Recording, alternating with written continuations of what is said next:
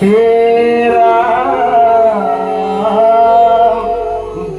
মন্দমতি আতি একোৱে নুবুজে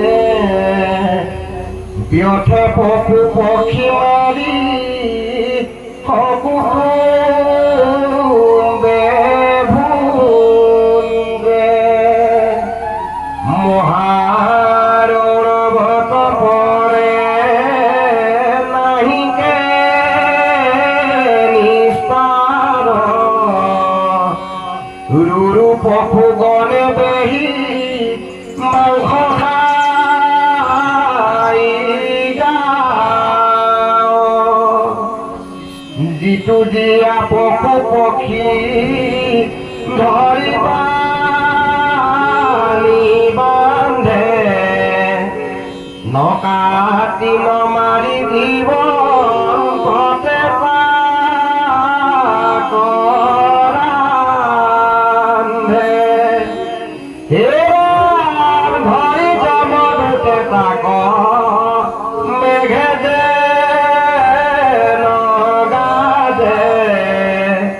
কুম্ভী পাগ তপততে লতপে ভাজে কথা কোৱা নাই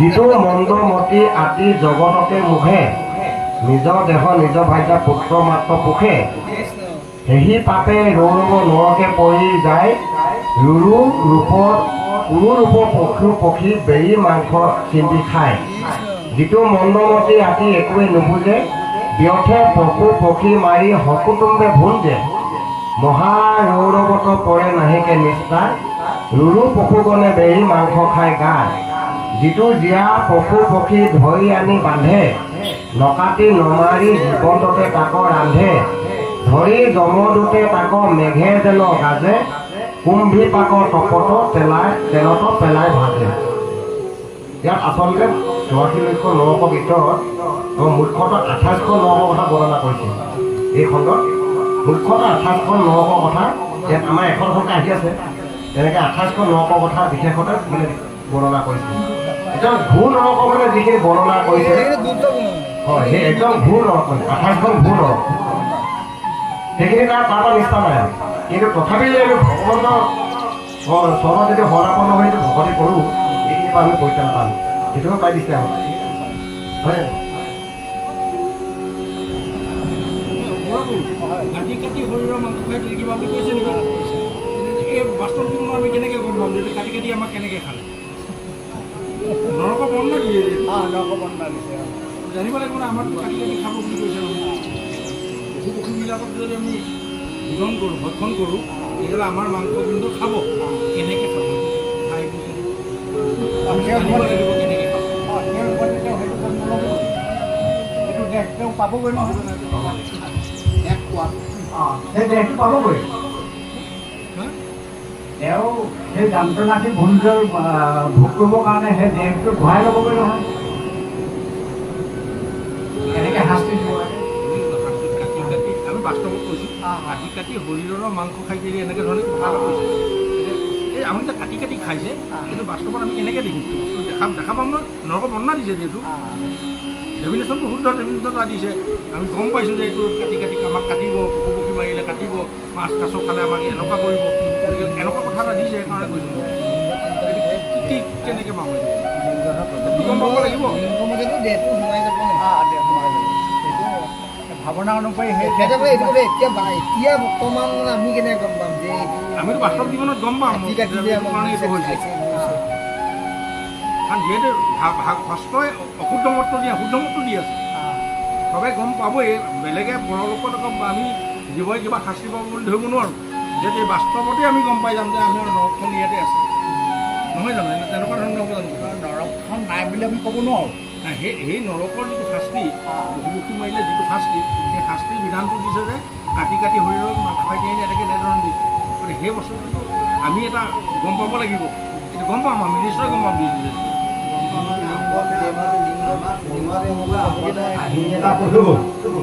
কাহিনী এটা কৈছোঁ মানে এগৰাকী আই কৰি আছিলে আমাৰ বৰুৱা প্ৰভুৱে কলাঢুকীয়া প্ৰভুৱে পাঠ কৰিলে। সেই মানুহজনীৰ গাতনো পোক কেলে দিছিলে? নিশ্চয় কিবা এটা নথকাকৈ থকা নাই, কিবা এটা আছিলে। সেইকাৰণে জীয়া মানুহৰ গাত পোক দিবলৈ হৈছিলে। এনেই নহয়, কোনোবা শুই থাকোঁতে মঙৰ বখলা বখালি এৰি যায়, বুজাই জানো? গতিকে এইবোৰ প্ৰমাণ পাব, কিন্তু এতিয়া মোৰ গাত শক্তি থকালৈকে মই নাপাওঁ। যেতিয়া মই বিচনাত পৰি যাম তেতিয়াই মই গম পাই যাম। এনেও যাতনা দেশটো আছে আৰু সেইটো যাতনা ভুগিবই লাগিব। এতিয়া আমাৰ আজি হয়তো যুগৰ ৰাম নাম থকা কাৰণে মানে ৰাম নামটো ঢাকন দিবৰ কাৰণে দেৱতাসকলে ভগৱন্তৰ পাঠ নকৰাই জানো? ৰাম নামটো ঢাকন দিবৰ কাৰণে মানে কৰে নহয়, সেইটো দায়িত্ব শিৱক দিয়া নাই জানো? শিৱই যেতিয়া কৰে যে মই এইটো মহাপাপত পতিত হ'ম নহয়, মই নোৱাৰোঁ, মই এইটো কৰিব নোৱাৰোঁ। তুমি ভয় নকৰিবা, ৰাম নাম জপ কৰিলে তোমাৰ এই পাপৰ পৰা ৰক্ষা পাবা। শিৱ কি হৈছিলে? মাংস এৰাই গৈছে, কুষ্ঠৰোগ ওলাইছিলে। কুষ্ঠৰোগটো মাংস এৰাই গৈছে নে? শিৱৰ যিজন মানে ঈশ্বৰ, তেওঁ সেই ঈশ্বৰৰ নামটো ঢাকন দিয়াৰ কাৰণে মহাপাপত পতিত হ'ল। তাৰমানে আজি সত্য যুগে আছিলে মাত্ৰ হৰিনাম, দেৱ হবে পাই কৰিলে কৰিব পত, হয় নহয়? সেই হৰিনামটো ঢাকন দিবলৈ ভগতে ক'লে যে তুমি ঢাকন দিয়া, তেতিয়া মানে মোৰ নাম নলৈ অন্য দেৱ দেৱতাৰ নাম ল'ব। এইটো কোনে কৰিব? শিৱক দায়িত্ব দিছে। শিৱক ক'লে প্ৰভু এইটো মোৰ মহাপাপ হ'ব নহয়। হ'ব, পাপ হ'লেও তুমি মানে ঈশ্বৰৰ নাম জপ কৰিবা, ৰাম নাম জপ কৰিবা, তোমাৰ পাপ নাইকিয়া হৈ যাব। তেওঁ ক্ষয় ৰোগত মানে ধৰি ঘূৰি গৈছে নহয়, শেষত গৈ গৈ গৈ গৈ কপালৰ ওচৰে ডোখৰ মানে নুশুকাহে নহয় থাকিলে, হয় নহয়? তাৰপিছত তেতিয়া মানে উপায় নাই, তেতিয়া ভগৱন্তৰ ওচৰত ক'লোঁ যে উপায় কি? এতিয়াতো মই ৰাম নাম জপ কৰি মোৰ সৰ্ব হৈ মানে ভাল হ'ল, কিন্তু ইয়াত এই ৰকম ভাল হোৱা নাই। সেইটো মানে চেফটিক নিচিনা নুশুকাহে নুশুকায়। তুমি সেইটো অপাৰেশ্যন কৰি দিয়া, আমাৰ ভাষাই কৈছোঁ, তেওঁ নিজৰ ত্ৰিশূলডালে কাটি মাংসখিনি পেলাই দিলে বোলে। এইটো পুৰাণৰ কাহিনী। সেই মাংসকণ ইমানেই অপবিত্ৰ, মানে কাউৰীজনীয়ে মানে লৈ গৈছিলে মাংসৰ। কাউৰীজনীয়ে পানীৰ ওপৰেদি যাওঁতে মানে ছবিটো দেখিলে কাউৰীজনীয়ে মানে উৰি গৈছে, তাৰ তলত পানীত দেখিলে যে মোৰ পাছে পাছে এজনী আহিছে মোৰ মাংস ধৰিবলৈ। তেওঁ চিঞৰি দিলে, মাংসডোখৰ পানীত পৰি গ'ল। পানীত পৰাৰ লগে লগে মানে মাছে খালে। কি মাছে খালে? শাল মাছে খালে বোলে। এই শাল মাছৰ বোলে সেইটো এই ত্ৰিশূল দাদা এনেকুৱা মাংস টুকুৰাটোৰ নিচিনা হিন্দু ধৰ্মৰ দৰ্শন। সেইকাৰণে ব্ৰাহ্মণে সেই কথাটো জানে কাৰণে শাল মাছ নাখায়, সুধিয়ে খাব পাৰে। সেইটো মানে পাপৰ প্ৰতীক, সেইটো নাম বুজিব নাই? গতিকে শিৱই যেতিয়া মাংস হেৰিতে খহি গৈছে, আমাৰ ক'ত নাযাব? যিজন ঈশ্বৰ, আৰু শিৱই হৈছে ভগৱন্তৰ প্ৰথম ভকত, 1 নম্বৰ ভকত, হয় নহয়? ভকতেই সেইটো অৱস্থা হৈছে। এতিয়া পাপ কৰিলেহে পাপ মানে ভকত হ'লেও তেওঁ ভুগিবই লাগিব। খালি ৰাম নামে মানে উদ্ধাৰ কৰিব পাৰিব, ৰাম নামে উদ্ধাৰ কৰিলে, হয় নহয়? জামগাইতে কথা এটা কৈছিলে, কথাটো কৈছিলে, এইবিলাকে সেইটোৱে হ'ব নেকি? সেইটোৱে কাটি কাটি শৰীৰৰ মাংস খাই দিয়ে, কিতাপ দেখিছে নেকি? একো মানে পাপৰ ফলতে ভুল যে, আৰু তাৰ চাগে হয়তো পুণ্য ভাগ আছিলে, ঈশ্বৰৰ আশীৰ্বাদ পাই তৰি গ'ল, হয় নহয়? নামে নামে তেওঁ তৰাই দিলে। গতিকে ভকতকহে এইখিনি কৰিব পাৰে, ভগৱন্তৰ ভকতক এইখিনি ৰক্ষা কৰে। লৰালৰি আমনি লাগিব, লৰালৰি আমনি লাগিলে ক'ব আমাৰ এইটো নমৰাই হ'ল আৰু ইমান দিন লগৰবোৰ মৰিলে আমাক কিমান শাস্তি দিছে। সেইটো ভকত দুজনমান আনি কোনোবাই ক'বগৈ, ভকত দুজনমান আনি পাঠকে যা কচোন কিবা দুখ লাগি আছে বা সেইটো পাঠ কৰাৰ লগে লগে আকৌ গুচি যায়। আমি দেখিছোঁ নে নহয়? বিচনাখন আঁতৰাই দিয়া, অকণমান হ'লে তললৈ নমাই দিয়া, পাঠ অকণমান কৰি দিয়া, কৰি যায়। সেইটোৱে কৃষ্ণ। এই কথাবোৰ বাছত কথা, হয় নহয়? আমি শাস্ত্ৰই খাপত মাতি দেখা পোৱা নাই, বাছত কথা মিলাই কথা। শাস্ত্ৰৰ কৃষ্ণ কৃষ্ণ। হয়, শাস্ত্ৰৰ কথাখিনি আমাৰ জীৱনত যদি প্ৰয়োগ নকৰোঁ, ব্যৱসায়িক দিশত প্ৰয়োগ কৰিবৰ কাৰণে এই কথাখিনি অনুভৱটো আমাৰ হ'ব লাগিব। হৃদয় অনুভৱ মগজত থৈ দিলে নহ'ব। আমি মগজত ঢেৰ শ্লোক, ঢেৰ মানে পথ লৈ আমি মুখস্থ কৰি থ'ব পাৰোঁ, কিন্তু হৃদয়ঙ্গম যদি নহয় তেতিয়াহ'লে সেই পথ ঘোষাই আমাৰ কাম নকৰিব। আমি এতিয়া এই অকল মাজনৰ প্ৰাৰ্থনাটো আমি দিনে নিশাই গাই থাকোঁ। জানি মানে পকিলো সলনে জানিহে নামৰ আমি সলনে পকিলো। আমি আকৌ নক'বলগীয়াখিনি কেলৈ কৈছোঁ? নক'বলগীয়াখিনি কোৱাৰ কাৰণে আমি এইখিনি পাপত ধৰি দি আছোঁ, নহয় জানো? তাৰপৰা উদ্ধাৰ পাবলৈ মতে এই কথা দিছে। এই কথাখিনি আকৌ মানে এনেকুৱা হয়, মই মানে চাকৰিটো ৰিটায়াৰ হোৱাৰ পিছতহে কৰিম সময় নাই এতিয়া। এতিয়া সময় নাই। মই ব্যৱসায় কৰিছোঁ, এতিয়া মই ক'ত ভকতৰ ওচৰত যাবলৈ সময় আছে, হয় নহয়? ঘৰ ইমান ডাঙৰ বাৰীখন কৰি লৈছোঁ, হয় নহয়? ল'ৰা ছোৱালী সময় নাই। আমি ভাৱনাবোৰ কৈছোঁ যে আমি বুঢ়া হ'লে মানে ল'ম আৰু ধৰি লওক ভকত সমাজলৈ যাওঁ। এনেকুৱা আমাৰ অনুষ্ঠানে এজনটো আছিলে, চাকৰি কৰে, তাৰমানে বিহত থকা মানুহ, তাৰপৰা এই অসমত জুই খায়, তাৰপৰা আমি ক'লোঁ কাই আপুনিনো এইখন এৰি দিব নোৱাৰেনে? অ' কাই এৰিম আৰু বোলে মোৰ চাকৰিটো ৰিটায়াৰ হ'লে আৰু মই এইখন এৰি দিম আৰু। তাৰপৰা যে ৰিটায়াৰ হোৱাৰ আগতে তেজবমি কৰিলে। তেজবমি কৰাৰ পিছত মেডিকেললৈ গ'ল, ডিব্ৰুগড়লৈ গ'ল, সিফালৰ পৰা এফআই কৰি দিলে। তাৰপৰা ক'লে আপুনি যদি আকৌ মদটো খায় আৰু আপুনি নাহিব, এনেকৈ ক'লে। তাৰপৰা আহি পিনি মদটো এৰিলে। ইয়াৰ পাছত কৈছে কাই মই এতিয়া এৰিলোঁ আৰু মই কিন্তু চাকৰি ৰিটায়াৰ হোৱা নাই নহয়। মেডিকেলৰ ডাক্তৰে ক'লে আৰু এৰিব লাগিব। তেতিয়াহ'লে আপোনাৰ গুৰুদেউ নাম ডাক্তৰ, আপোনাৰ গুৰুদেউ নাম ভকত নহয়। আপুনি ভকত কথা কোনদিন নামানিলে? আপুনি ডাক্তৰ কথা মানিলে, এতিয়া সেইকাৰণে গুৰুদেউ নাম ডাক্তৰ আপোনাৰ সেইটো এতিয়া আছে এতিয়া।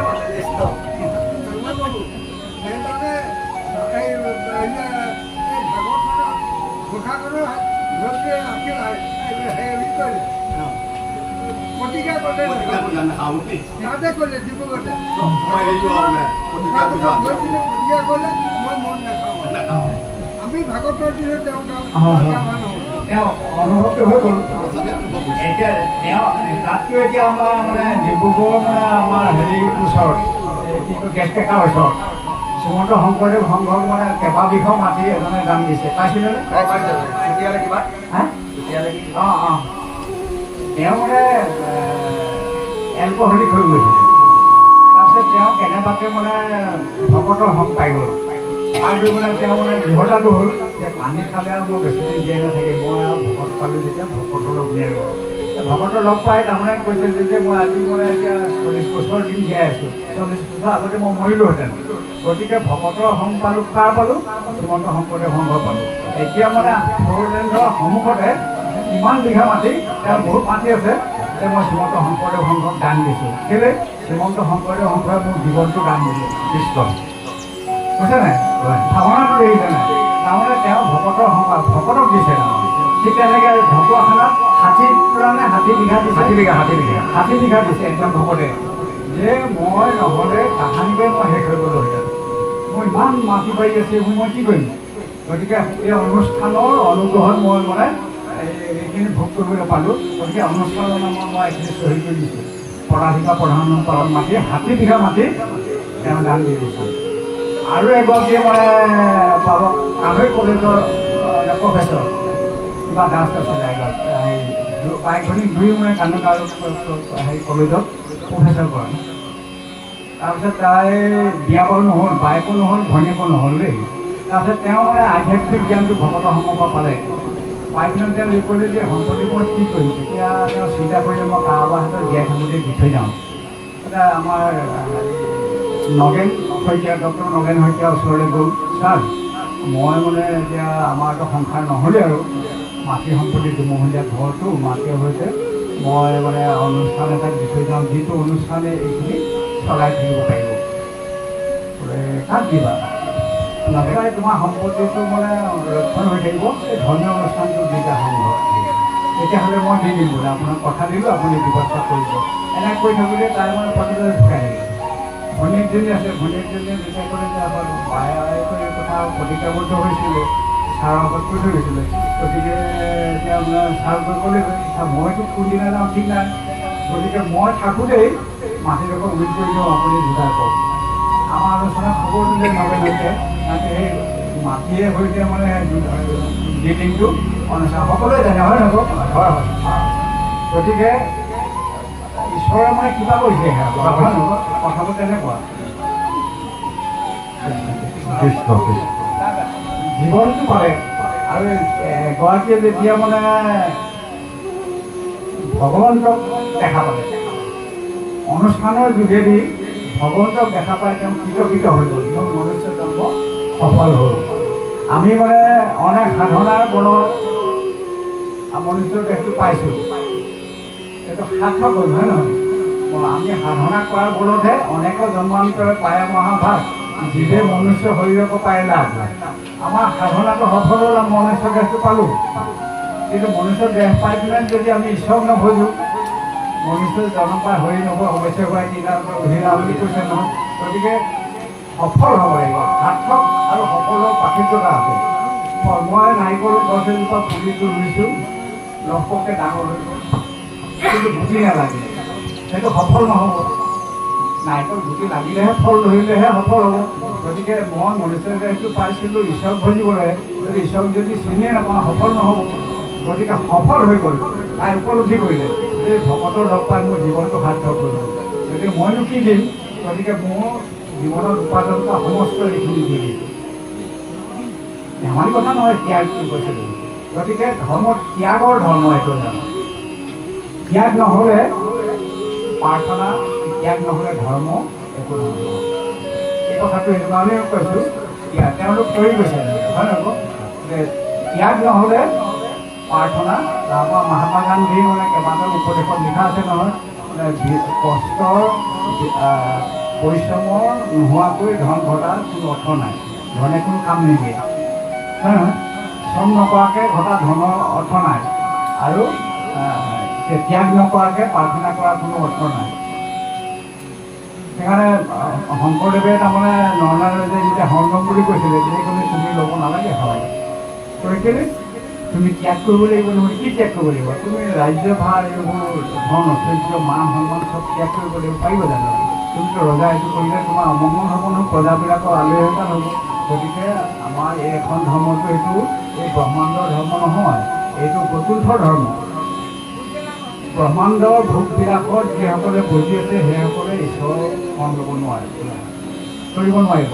গতিকে এতিয়া নহয় মই ল'মেই। যেতিয়া তেওঁ শ্ৰীহীনান্ত দিলে, তেতিয়া শংকৰদেৱে কৈছে মইতো এতিয়া দেহটো গুচি যাব লাগিব। সেইকাৰণে তেওঁ দেহটোকে থৈ গৈছে। বিষয়ীসকলৰ কাৰণে এইটো ধৰ্ম নহয়। এইটো এটা কাৰণ, ভগৱতে এটা কাৰণ দিলে, তেখেতৰ যে এটা দিশ পঢ়াৰ কাৰণে আমাৰ বুজনা কিবা এটা কাৰ্য কাৰণ লাগিব, সেইটো কাৰণতে তেওঁ ভাবে এইটো দিবলগীয়া ইচ্ছা কৰিছে, কাৰণতে লাগিব। কিছুমানটো কেনেকৈ জ্ঞান হয় নিজে লৈ লৈছে, পাৰিলেহেঁতেন কাৰণ এটা ল'বতো মনুষ্য, সেইটো কাৰণে মানে তেওঁ সেই কাৰণটো লৈ লৈছে। গতিকে ত্যাগ, গতিকে আমি অনুষ্ঠানলৈ আহিছোঁ, আমি ধৰ্ম কৰিছোঁ, ত্যাগটো লাগিবই। ত্যাগ নহ'লে ভকতি নহ'ব। এই কথাখিনি আমি চবতে কৈ গৈছোঁ যে এই ধৰ্মটো ত্যাগৰ ধৰ্ম, হয় মানে মাধৱদেৱে শংকৰদেৱৰ পৰা যেতিয়া দৰ্শনটো বুজি পাই গ'ল, তেওঁ মহাপণ্ডিত, হয় নহয়? বিভিন্ন শাস্ত্ৰ সমস্ত পণ্ডিত আজি ভগৱন্তক অৰ্পণ কৰি দিলে, এইবোৰ কাম নাই, এইখিনি এৰি দিলে। গতিকে তেওঁৰ পৰা শংকৰদেৱৰ পৰা যিটো মানে তেওঁ আয়ত্ব কৰিলে, 7 দিন 7 ৰাতি যুক্তিতৰ্ক লাগিলে নহয়। যুক্তিতৰ্ক লগাৰ পিছত শংকৰদেৱৰ মানে বাক্যখিনিয়ে তেওঁ হৃদয় ভেদি গ'ল, তেওঁ হৃদয়ত স্থান লৈ গ'ল। স্থান লৈ লগে লগে তেওঁ কি কৰিলে? বৈৰাগ্য আহি গ'ল। মইতো সংসাৰ কৰিবলৈ মই মানে কন্যাক আঙুঠি পিন্ধাই থৈ আহিছোঁ, গতিকে সেইবোৰত যদি সোমাই দিওঁ মইতো গুৰুভা কৰিব নোৱাৰোঁ। গতিকে আঙুঠি পিন্ধোৱা কন্যাজনীকো তেওঁ ত্যাগ কৰিছে। দেৱীখনে কি কৰিলে? হেৰিক কি কয়, ৰাৱণক ক'লে এইবোৰ স্বৰ্ণলংকাৰ ৰজা এইবোৰ কোনো অৰ্থ নাই, সেইজনে হৈছে আচল ঈশ্বৰ, তেওঁৰ ওচৰত তুমি বৈশ্যতা স্বীকাৰ কৰা, তুমি যিটো ভুল কৰিলে সেইটো মানে ক্ষমা খুজি দিয়া, ৰামে তোমাক ক্ষমা কৰি দিব, এইবোৰ অৰ্থ নাই। তেতিয়া তেওঁ কথা নুশুনিলে নহয়। তুমি যদি কথা নুশুনা তেতিয়াহ'লে মই ত্যাগ কৰিছোঁ। তেওঁ নিজৰ স্বৰ্ণলংকাৰ, নিজৰ ভাতৃ এইবোৰ এৰি থৈ গুচি আহিলে। এই ধৰ্মটো ত্যাগৰ ধৰ্ম তাৰমানে আচলতে কৃষ্ণ। গতিকে আমি সাধাৰণ মানে এটা সময় যদি আমি ত্যাগ কৰিব নোৱাৰোঁ, হয় নহয়? আগৰ পাছলৈ আহিবলৈ, সমাজখনলৈ যাবলৈ, তাৰপৰা মংগলৰ কাৰণে ত্যাগটো কৰিবই লাগিব। কৃষ্ণ কৃষ্ণ হে ৰাম পৰম ধৰ্ম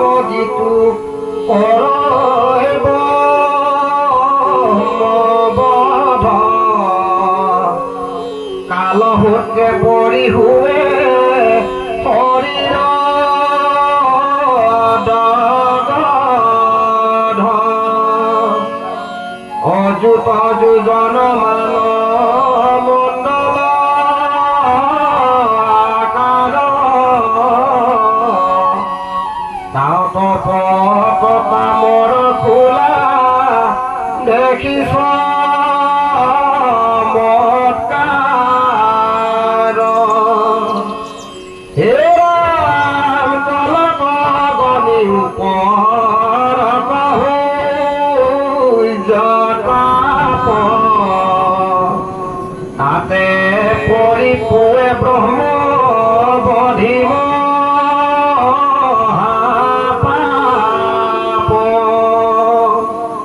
উঠে পৰে হুৱে গটু কাষতে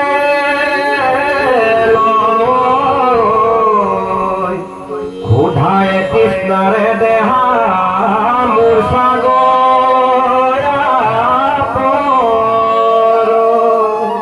ইয়াক ক'লে পৰম অধৰ্ম যিটো কৰে ব্ৰহ্মবধ কালসূত্ৰে পৰি হুৱে শৰীৰ জগত অযুত যোজন মান মণ্ডল আকাৰ তপত কামৰ খোলা দেখি চমৎকাৰ তলত অগ্নি ওপৰত সূৰ্য তাপ তাতে পৰি শুৱে ব্ৰহ্মবধী মহাপাপ উঠে পৰে শুৱে কটু ত্ৰাসতে লৈ সোধায় তৃষ্ণায়ে দেহাত মূৰ্ছা গয়া কৰোঁ ব্ৰহ্মবধৰ কথা বিষয়ে অলপ কৰিলে হয় পাত্ৰটো কিমান আছে মণ্ডল অযুত যোজন তলৰ পৰা 2টা